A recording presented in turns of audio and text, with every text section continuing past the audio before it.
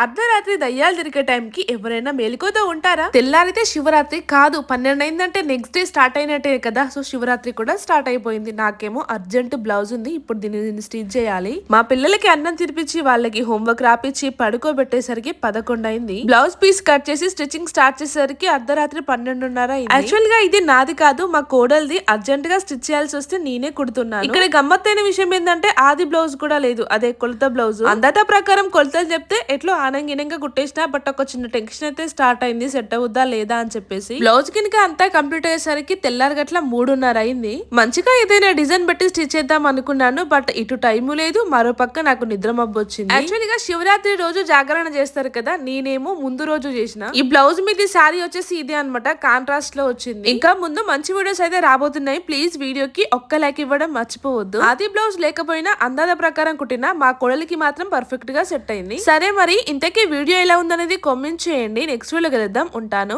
Bye.